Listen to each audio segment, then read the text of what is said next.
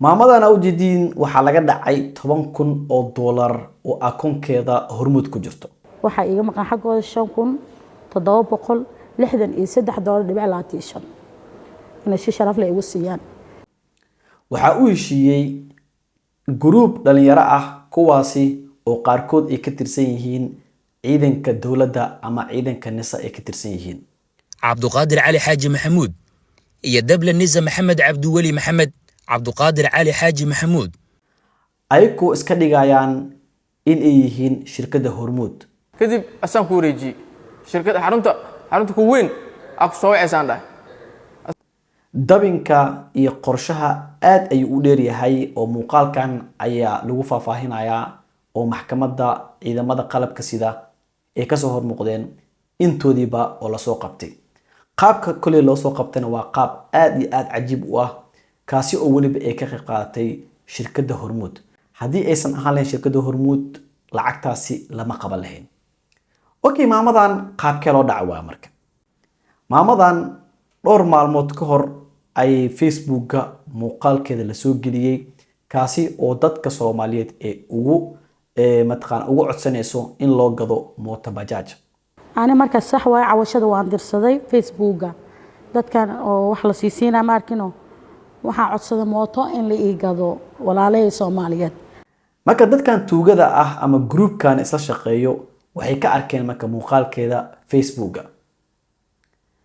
kadibna qofka markuu cabanayo numberkiisa taleefanka ayaa lagu soo hoos qoraa sida dadka caawinayo ee lacagta toos ugu soo diraan.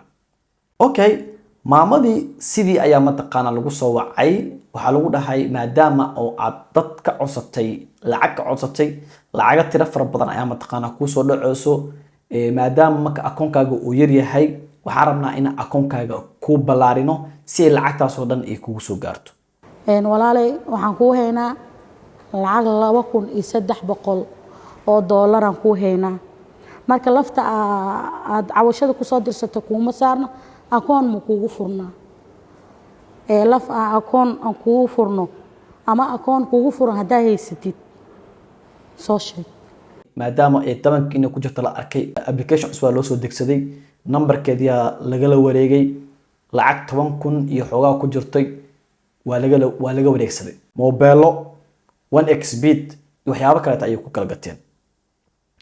ugu dambeyntii laamaha amniga ayaa soo qabtay oo waxaana fududeeyay shirkadda Hormuud maadaama oo qofka la soo baxayo lacagta inuu aado shirkadda Hormuud uu ku qasban yahay.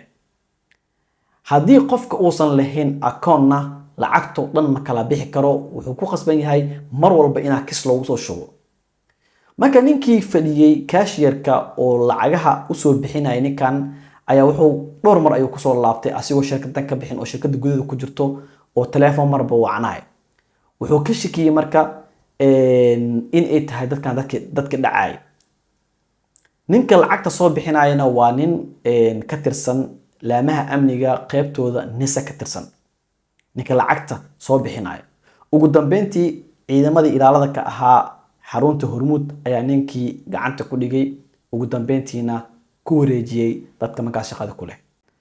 haddii qofkii la dhaho lacagtaada aad bangiga dhigatid ogow qof kale mas'uulkaaga ma ahan oo adiga ayaa mas'uul ka ah nambarada ama biinanka aad u isticmaashid EVC-yaaga iyo bangiyadaada qofnaha iskaga sheegin dadkaasi dhig uma dhigaan. markii horeeto shirkadda Hormuud qof kala wacayo waxaa saarnaan jirtay nashiidooyin ducooyin iyo waxyaabahaas iyo gobayo ayaa la saari jiray. maadaama ay soo tiro badatay dadka akoonadooda la jabsanayo oo lacagaha lagala baxayo shirkadda intaasoo dhan waa ay ka saartay waxay bedelkiisa ku bedeshay in qofka markuu qofka telefoonka wacayo wacyigelintiyo toos ah oo qofka loogu sheegayo shirkadda Hormuud in uu qof kaleeto oo mas'uulkaaga ahayn oo wax walba oo meeshaas oo ku leedahay in aad adiga mas'uulkiisa aad leedahay mas'uuliyadeed aad leedahay oo biinanka iyo wax walbana ama baasweedada qofna aan iska siinin ayaa meesha wacyigelintaas lagu sheegaa. maalin walba qof kala wacayo wacyigelintaas way socotaa laakiin lama dhageysto. shirkadda Hormuud horta waa shirkad oo private ah aanan ahayn shirkad dawli ah maadaama dadka dhan badankooda ay isticmaalaan siimikaaradooda ay isticmaalaan waxaa laga rabaa qof walbo soo furanayo in uu magaciisa saddexan uu ku furto iyo ID-giisa. Soomaaliyana waa taqaaniin qof ID leh ma jiro. laakiin wadan walba oo la rabo nabadgelyadiisa in laga shaqeeyo ama horumarkiisa, shirkadda Hormuud hadda horumar way gaartay maasha Allah, in ka badan 20 sano ay furan tahay. maadaama marka ay sii socoto shirkadda ama horumarkeeda sii taray, waxaa la rabaa in ay dadka kuwii hore u sameystay xataa oo magacyadooda oo rasmiga ku qorteen xataa in ay ku qasbaan in ay soo furtaan ID-ga ama national ID-ga ay soo furtaan, kadibna national ID-ga ay mataqaana ku sameystaan magacyadooda rasmiga ah ay ku diiwaan galiyaan, si qof walbo qalad sameeyo ama qof walbo telefoon xataa laga caayo xataa oo u heli karo ama u dacweyn karo. haddii maanta qof walbo oo national ID uu leeyahay, national ID-gaasna uu ku furtay simikaar uu ku furtay, waxaa fududaanayso qofkii laga soo waco oo qof kale ku caayo in uu boolis ku tago ama uu ku dacwoodo, si markaasi qofkaasi maxkamad loo soo horjaajiyo ama labadaas qofood loo kala bixiyo. laakiin maadaama hadda qofku iska tagi karo oo magacooda iska soo furan karo ama qofku wuxuu iska sheegan karo cadeen laga haynin, ama asiga kaligiisba uu furan karo 10 number oo kala nooc ah, magacyo kala duwan uu ku furan karo, waxaa adkaanayso qofka rasmiga ah ama qofka ku caayay ama qofka ku aflagaadeeyay ama qofka wax ka dhacay in aadan ogaan karin. laakiin qof walba hadduu national ID leeyahay oo dawladda uu ka diiwaan gashan yahay, shirkadda Hormuudna oo numberkii ku qaatay, ma dhihi kara hadhow numberkii qof kale iskaga soo qaatay ama ID-gii qof kale ku soo qaatay. adduunkan oo aan ku noolnahay marka laga reebo Soomaaliya, wadan walbo aad tagtid, qof walbo numberka uu soo qaato in qalad lagu sameeyo wuu ka kaadiyaa, sababtoo ah dawladda kuma qaadanayso 1 second in uu qofkaasi ay soo qabtaan. marka waxaan rajeynayaa dawladdan inay ku dadaasho inay national ID-ga ay si degdeg ah dadka ugu wacyigeliso inay soo qaataan, dadkan inay kuwaana qaataan waxyaabahan dhacayo ama qaladaadkan ama waxyaabahan la isdhacayo inay kuwaana qaataan, ay national ID soo qaataan, shirkadda Hormuudna iska diiwaan galiyaan. dadka markaas tuugadana ayaga naftirkooda waxay ku khasbanaanayaan inay ID soo qaataan kadibna ay is diiwaan galiyaan. ugu dambeyntiina waxaa meeshaas ku dhammaan doono in qof lacag laga dhaco. marka waxaa filayaa barnaamijkan wacyigelinta ah in aad sii share gareyn doontiin.